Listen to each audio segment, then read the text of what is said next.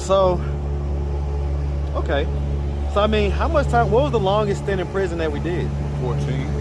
And what was that for? I got high in Decatur and shipped out. You say you got high in what? I was out in Decatur. I was in a crack house that I wasn't familiar with, and around guys that you weren't familiar with, and bought drugs from people that you're not familiar with, and the drug made me flip out, and I killed a man. And ended up doing well. I pleaded out to 17 years, served 14. I've done it 14 years, and what'd you kill him with? What's up, YouTube? Go ahead and smash that like button. Also, if you like the video, share. It helps to spread it in the algorithm. Now, back to the content. What's up, YouTube? Atlanta Street Interviews out here with another one. So we got my guy out here today, man. How you doing today, man? I'm good, bro. All right.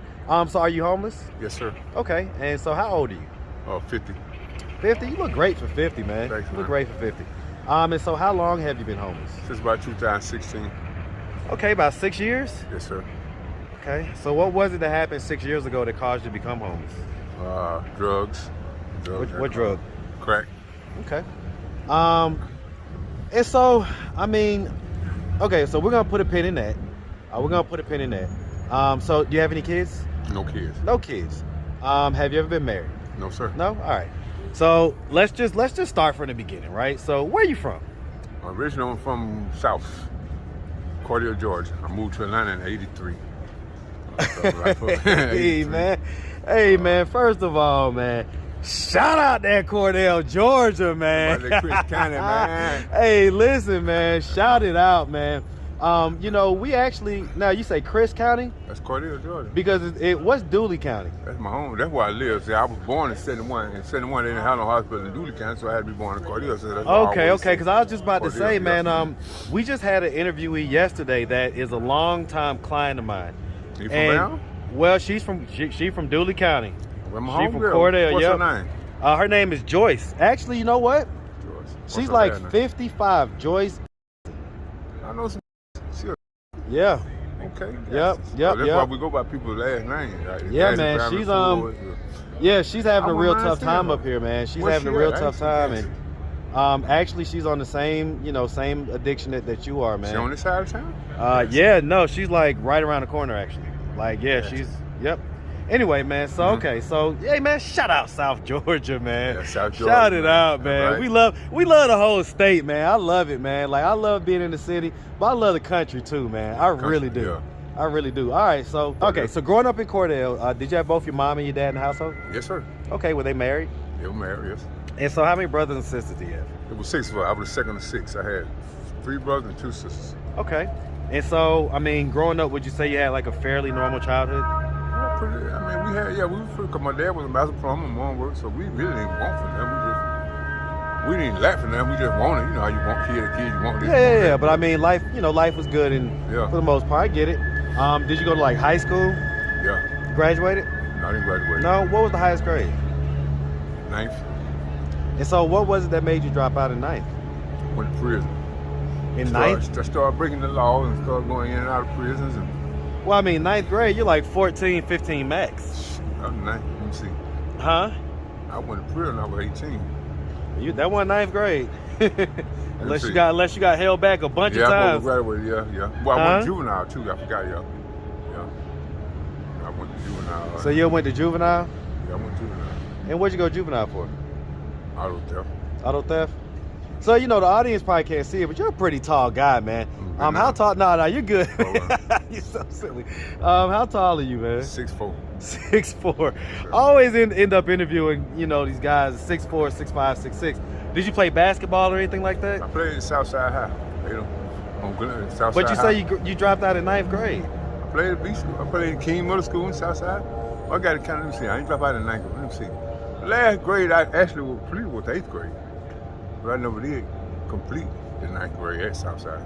Okay, but you went there. Yeah, and you played basketball for a little while and everything. I played at King Middle School, Roosevelt, and I played at Southside.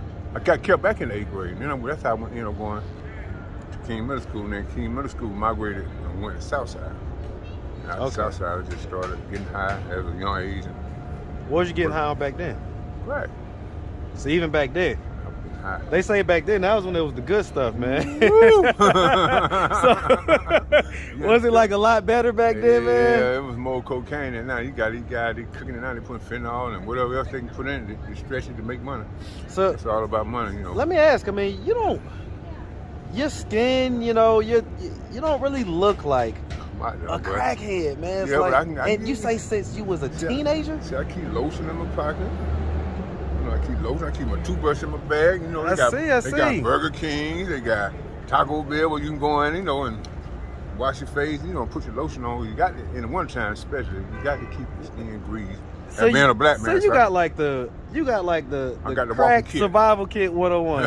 That's crazy, man. Because everybody should keep that. I mean, what? And I agree, man. Like toothbrush and deodorant. That's what I'm saying. You're not striking me as the normal, long-term crackhead. Yeah.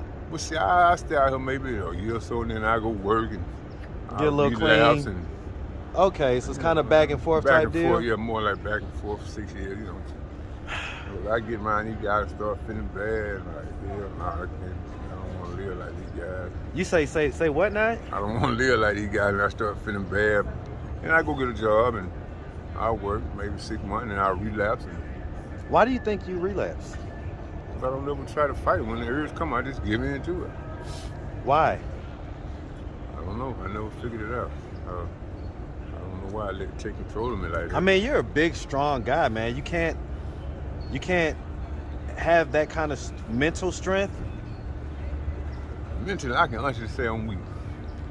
Because every time the urge to do it, I just do it. I don't ever try to fight it or try to. What do your parents think about that? My parents are deceased. Deceased? More than far. I got sisters and brothers. Sisters and brothers? I had a brother that actually was a big-time drug dealer. A lot of my friends were drug dealers. And, Is he still big time or? Yeah, in the county jail. Okay, so he used to be big time, like he was that guy on the streets? Tipson, yeah. Okay. Right, Low Cordell, yeah. When did he get busted? He been in jail now about 2-3 months, but he been done fed time and just recently. Okay, so like even just a few years ago, he was that guy. Yeah, he was that guy. Okay, all right. So when you get drugs, I had Dooley, had Danny, had a lot of guys. It was easy for me to get drugs, which wasn't a good thing. So let me ask. I mean, why do you think you never had kids? 50 years old. Like, you're not homosexual or anything, are you? No, I'm just asking. No, most of them in the drain. You say most of them what? You in jail, you jack them out. You know what? They down the drain. I never been fortunate enough to have kids, which was a good thing because I spent a lot of years on crack and stuff. I didn't leave girls, I didn't leave kids out here abandoned. So I didn't look at that as no bad thing. I looked at this shit. That was good. I didn't leave kids out here abandoned on welfare and this and that. So no, that's right, man. All right, man. So okay. So, I mean, how much time, what was the longest stint in prison that we did? 14. And what was that for? I got high out in Decatur and shipped out. You say you got high in what? I was out in Decatur. I was in a crack house that I wasn't familiar with and around guys that you weren't familiar with and bought drugs from people that you're not familiar with, and the drug made me flip out and I killed a man. And he ended up doing, I pleaded out to 17 years, served 14. I've done it 14 years. And what'd you kill him with? See, it was auto combat. That's what he called it. Yeah, hand to hand. Hand to hand combat. So you killed him with your bare hands? I threw him out the window. I was just tripping. If I would have been high, I wouldn't have never did it. So that was one of the worst things that ever happened. What are your thoughts on that, man? I was like, well, shit. One man lost his life, which is eternal, and I've seen 14 years, which ended. So I still think I got the best end of it, Not trying to say it in a bad way, you know what I'm saying? I'm about to say, that comes off like kind of unempathetic, man. Like, how do you, I mean, did he have a family and all that stuff? Do you know who this guy? I'm my first time meeting him. But did you learn about him afterwards? Yeah, in the case, because, he got discovered. He was a crackhead. His family was against him. They talked against him. That's why he didn't get a lot of time. Because he had no family members who was going to go to trial and this and that, so. Does that haunt you at all? It did. It doesn't anymore? life goes on. It was what they say, a humbug, murder case, or accident. Well, I won't say accident because I actually might have won it, but How many stories was the building? about 2. So he fell out of 2 But stories? actually, that didn't kill him. Grady killed him. You were crazy. You know, insurance, so they got the guy, they got the medical people that's in there that's working on practicing medicine. They inserted a tube in him wrong, which caused peritonitis. And he decayed from the inside. He died from that. But I get it. It was from your injuries. Yeah, but see, so I couldn't beat it in trial. All they had to do was just try to give me aggravated assault. I still was a 50-50 chance. They could have came back with a murder conviction, so I didn't want to take that chance, so I pleaded out. So 17 instead of 14, done 14 years, completed the probation, free man. Yeah, so that's one of my biggest mystery of that murder case. Getting high. And actually get back out and get high again after all them years, it's crazy, man. I mean, that's what a lot of people be thinking. Like, I didn't do nothing in prison. As soon as I got out, back off to the races. So it's kind of crazy. It's got to be something inside. It's got to be something maybe that even stems from childhood. I mean, if you had to think about it just for a second, like, was there anything that happened during childhood that was traumatic? He went on crack. No, I rolled up pretty much as a family. We didn't lack for nothing as a family. Like I said, my dad was a master plumber in a little town, so he made we had a big white house. Yeah. We had stuff. My dad, I think he was an alcoholic. So why do you think you fell into this so quickly and for so long? I don't know. I guess, like my sister always say, Tim, you just like crack. But then I try to dispute that. I don't like it. I don't know why. It's buzzing now trying to figure out, damn, why do I always fall weak after losing everything and then build your stuff back up and then lose it again? Shit crazy. So what are we doing at this point to try to get ourselves out of this position of being homeless? Getting a job and stay away from people that are getting high. You know what I'm saying? Do we ever foresee a time in life where we won't be relapsing and kind of on this circular treadmill type of, this hamster wheel that one? That would be nice. It would be nice. Talk about it. How would it really feel? I ain't high. Don't want to get high. You got a bank account now. You got a car. You got a wife. Maybe kids. How does that sound to you? It sounds wonderful. But making it happen is the problem. You know what I'm saying? Trying to make it happen. It's like a real big obstacle. Because I started off that way, and I think one of my biggest triggers is money. It's like when you get a lot of money, then you just kind of get that itch to just go and have some fun. That's my trigger, yo. Ooh, okay. So I've been sending money to my sister here, my cousin, people that you can trust.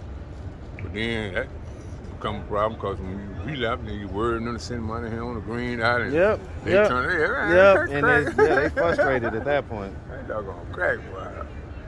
Woo! Yeah, so I've been dealing with it a long time, bro. Even since I was a juvenile, I was smoking crack. My uncle, I just keep a lot of money because I always was self-sufficient. As a child, I always rolled up with, earning my own money. And so I kept money. My uncle was a crackhead. And I tried it with him. And back in them days, that was back in the early 80s, crack was good, They would have had that brown though, bro. It was, Yeah, it was better. They didn't have you like you doing now. You hit the shit and you sweat. Like, man, what the fuck? So it was better. I get it, man. Well, listen, man, we really appreciate you taking the time, answering all of our questions. If anybody out there wanted to reach out, help, or donate, do you have a way they could do that? Do you have social media, Cash App, anything like that? Send it to my sister. She got a Cash App. tabford. What's the cash tag? tabford. TABFORD. Forward. All right, man. F-O-R-D. Listen, We really appreciate you, man, and we definitely wish you nothing but the best out here, all right? I wouldn't mind seeing Gaston. I want to see her. I know Gaston. Hey, man, if I run into her, man, I'll connect She got you a guys. homeboy down here, Timothy Ford, man. She know them Fords. Okay, for sure, I know man. her family. I'll probably run into her in a second, honestly. Well, she be on. She be over there by the church off of, I ain't gonna say we're on camera, but she be over there by the church, man. By the Capitol, basically. I might be on scene and don't even know her. Yep. Yes. She's a little short lady. Real short? Real short, dark. She looks really messed up right now. She put a lot of bags with her? No, not a whole lot. Not a whole lot, man. I probably don't see I'm at Gaston. Because I know her whole family in Gaston's got money. They some of the town, the club. Yeah, she say she got like property down there and everything, man. But Gaston's got everything. But yeah, she's really bad in her addiction. I'm so on her, man. And then she's sick right now too, so she like getting smaller and. What's she ate? Yeah. Oh my God. Listen, man, we definitely wish you nothing but the best out here. All right, my guy. Okay. Make sure you have a good one. All right. Thanks, man. Yes, sir. Yes, sir. I want my homeboy.